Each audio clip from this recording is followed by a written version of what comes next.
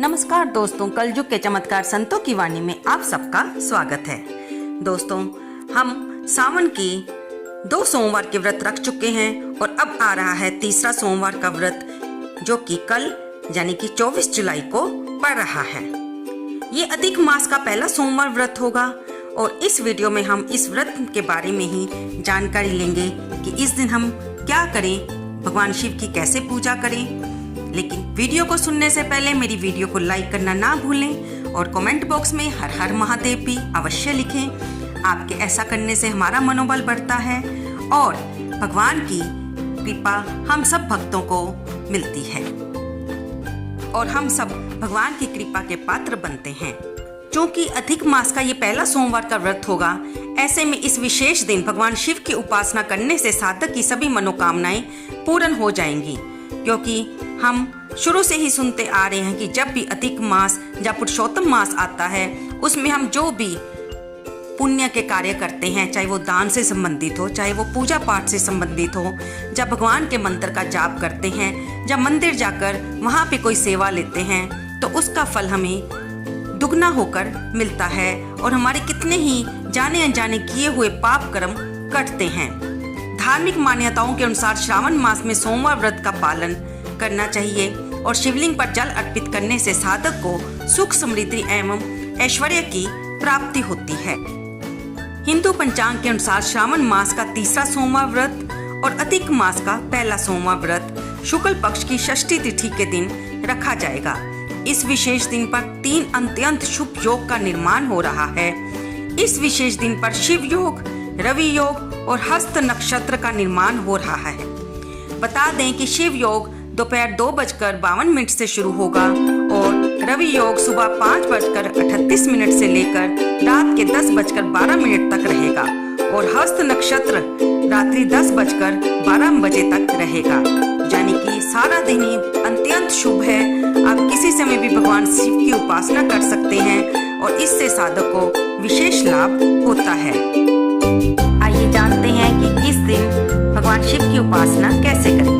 सावन मास के तीसरे सोमवार के दिन साधक सुबह जल्दी उठ जाए और ब्रह्म मुहूर्त में जल में थोड़ा सा गंगा जल डालकर स्नान कर ले और फिर साफ वस्त्र धारण करें। इसके बाद घर के पास मंदिर हो तो वहां पर शिवालय में जाकर भगवान शिव पर गंगा जल, दूध, पंचामृत, बेलपत्र, चंदन, अक्षत आदि अर्पित करें।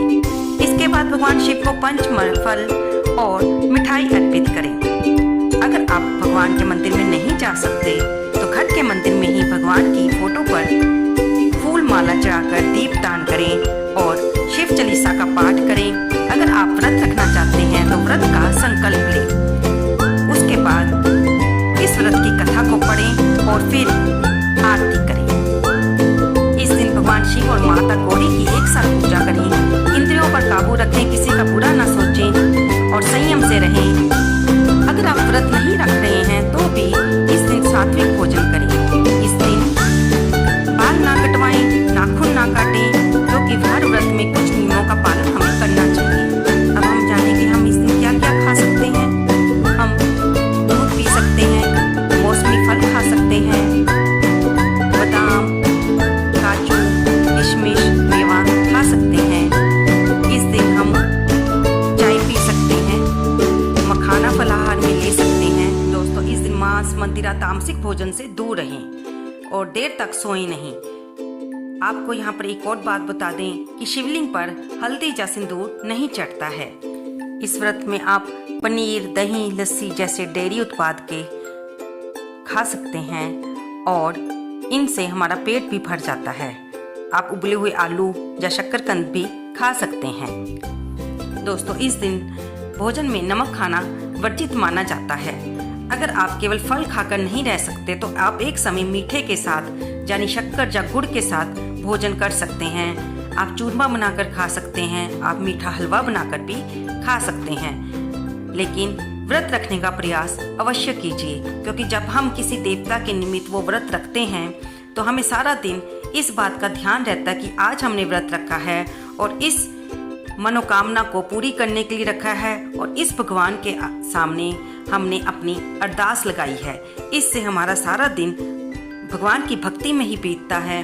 आप ज़्यादा से ज़्यादा सोमवार के व्रत में ओम नमः शिवाय का जाप कीजिए या फिर महामृत्युंजय पाठ का जाप कीजिए। शाम को भी इसी प्रकार भगवान शिव की पूजा करके घी का दीपक जलाकर उनकी व्रत कथा पढ़ें और फिर आरती करें। दोस्तों, कोई भी व्रत कथा के बिना पूर्ण नहीं होता है। आपको हम ये कथा हर सोमवार के व्रत की वीडियो बनाते हुए ये सुनाते हैं। इस बार भी हम आपको यही कथा सुना रहे हैं, क्योंकि पौराणिक मान्यताओं के अनुसार जो कथा पीछे से चलती आ रही होती है उसमें हमारा कुछ भी अपना लिखा हुआ नहीं होता है। ये पीछे से ही कथाएं शास्त्रों में ही, पुराणों में ही लिखती हुए चलती आ रही हैं, जो कि अपने आप में ही प्रमाणित होती हैं कि व्रत रखने से हमें हर चीज़ की, हमारी हर मनोकामना की पूर्ति होती है। हम ये वीडियो में फिर कथा सुना रहे हैं ताकि एक ही वीडियो को सुनने से आपका व्रत पूरी तरह से आप पालन कर सकें और अपने व्रत को पूर्ण कर सकें। आइए सुनते हैं इस व्रत की कथा। एक बार किसी एक नगर में साहूकार रहता था। उसके घर में धन धान्य की कोई कमी नहीं थी, लेकिन कोई संतान ना होने के कारण वह बहुत दुखी था। संतान प्राप्ति के लिए वह हर सोमवार का व्रत रखता था और पूरी श्रद्धा के साथ शिव मंदिर जाकर भगवान शिव और माता पार्वती की पूजा करता था। उसकी भक्ति देखकर एक दिन माँ पार्वती प्रसन्न होकर भगवान शिव से साहूकार की मनोकामना पूर्ण करने का निवेदन किया। पार्वती जी के आग्रह करने पर भगवान शिव ने कहा, पार्वती, इस संसार में हर प्राणी को उसके कर्मों का फल मिलता है और जिसके भाग्य में जो हो उसे भोगना ही पड़ता है। लेकिन पार्वती जी ने साहूकार की भक्ति देखकर उसकी मनोकामना पूर्ण करने की इच्छा व्यक्त की। माता पार्वती के आग्रह पर शिवजी ने साहूकार को पुत्र प्राप्ति का वरदान तो दे दिया, लेकिन उन्होंने साथ में ये भी बताया कि ये बालक केवल 12 वर्ष तक जीवित रहेगा। माता पार्वती और भगवान शिव की बातचीत को साहूकार सुन रहा था। इससे उसे ना तो कुछ खुशी हुई ना ही दुख। वह पहले की भांति भगवान शिव का पूजा करता रहा। कुछ समय बाद साहूकार की पत्नी ने एक सुंदर पुत्र को जन्म दिया। जब वह बालक 11 वर्ष का हो गया तो उसे उसके पिता ने उसके मामा के साथ पढ़ने के लिए काशी भेज दिया और उसके मामा को कहा कि रास्ते में जहाँ पर भी रुको वहाँ पर यज्ञ कराते और ब्राह्मणों को दान देते हुए जाना। इसके लिए उसने मामा को बहुत सारा धन दिया। अब दोनों मामा भांजा इसी तरह यज्ञ करते और ब्राह्मणों को दान दक्षिणा देते हुए काशी नगरी की तरफ चल पड़े। इस दौरान रास्ते में एक नगर पड़ा, जहाँ पर नगर के राजा की कन्या का विवाह था। लेकिन जिस राजकुमार से उसका विवाह होने वाला था वह एक आंख से काना था। राजकुमार के पिता ने अपने पुत्र के काना होने की बात को छुपाने के लिए सोचा कि क्यों ना मैं साहूकार के पुत्र से राजकुमारी का विवाह करवा दूं। तब राजकुमार के पिता ने साहूकार के पुत्र के मामा से बात की और उन्हें इसके बदले में बहुत सारा धन देने के लिए कहा। तब इस पर साहूकार के पुत्र का मामा मान गया और उन्होंने राजकुमारी के साथ उस साहूकार के पुत्र का विवाह करवा दिया।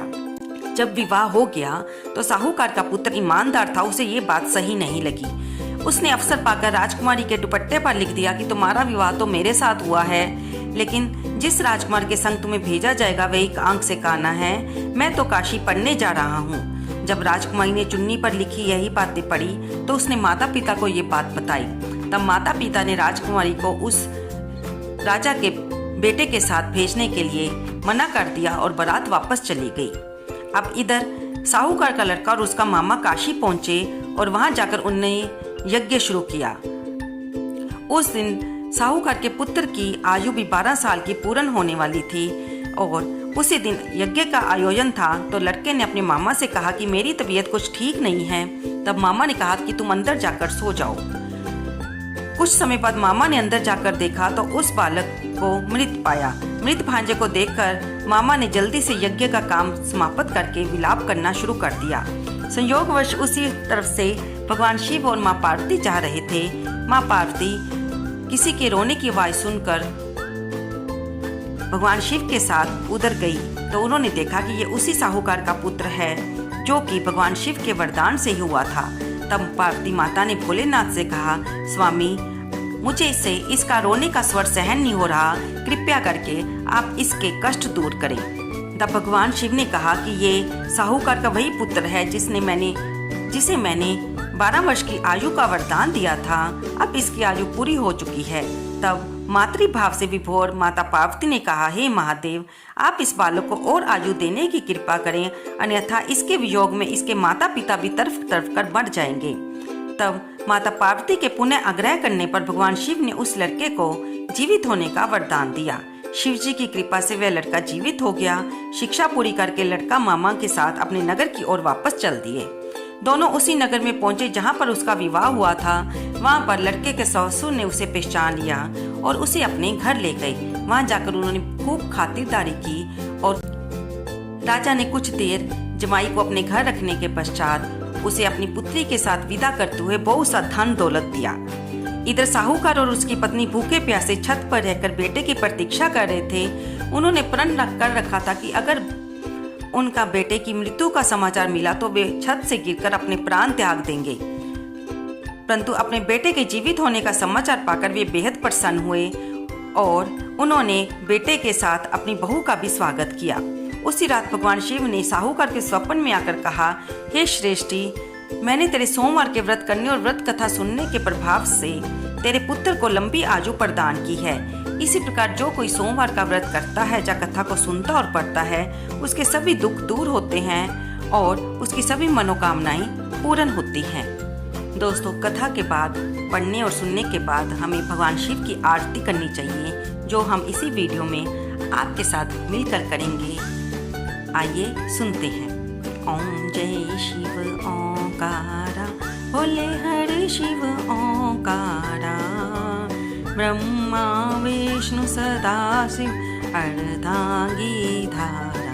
ओम जय शिव ओंकारा, एकानन चतुरानन पंचानन राजे, बोले पंचानन राजे। हंसासन गरुडासन, हंसासन गरुडासन, वृषवाहन साजे। ओम जय शिव ओंकारा।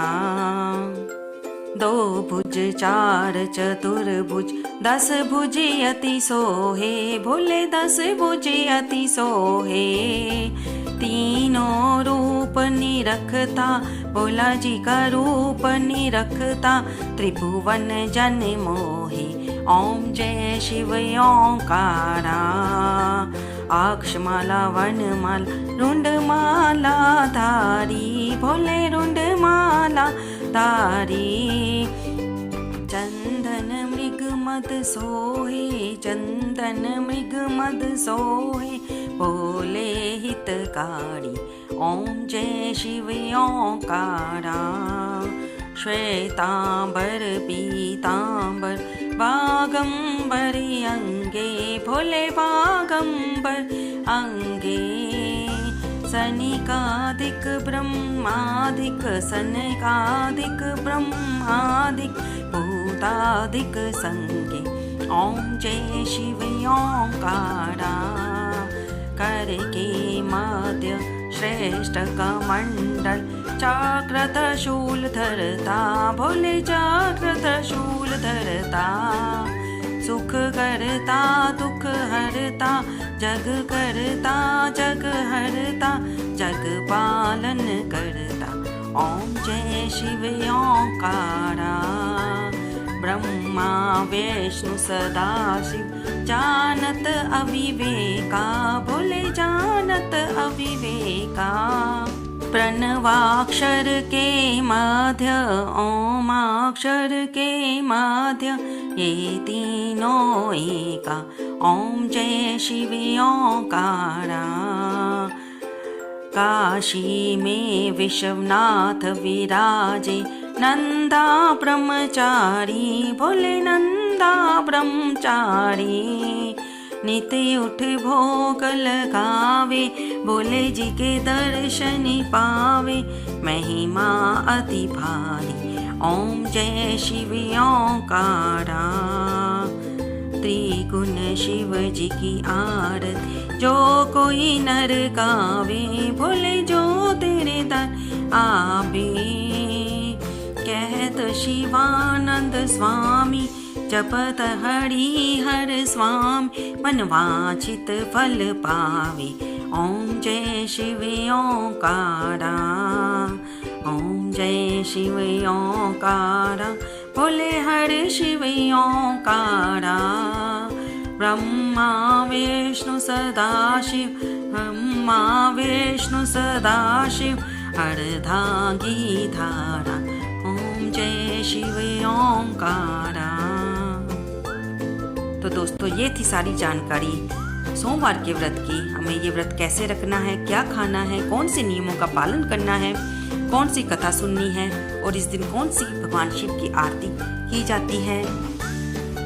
ये सारी पूजा विधि करने के बाद, व्रत कथा करने के बाद और आरती करने के बाद जिन भक्तों ने भगवान शिव का सोमवार का व्रत रखा है वे शाम की पूजा के बाद भगवान के सामने क्षमा प्रार्थना भी अवश्य करें, ताकि जाने जाने में जो भी व्रत रखने में हम लोगों से जो भूल हो जाती है उन्हें भगवान शिव अपनी दयालुता से क्षमा करें और जिस मनोकामना के लिए भगत जन व्रत रखते हैं वे उसे अवश्य पूरी करें। दोस्तों आपको ये वीडियो कैसी लगी, कृपया इसे लाइक करें और अपने दोस्तों के साथ शेयर करें। कमेंट बॉक्स में हर हर महादेव, ओम नमः शिवाय लिखना ना भूलें। धन्यवाद दोस्तों।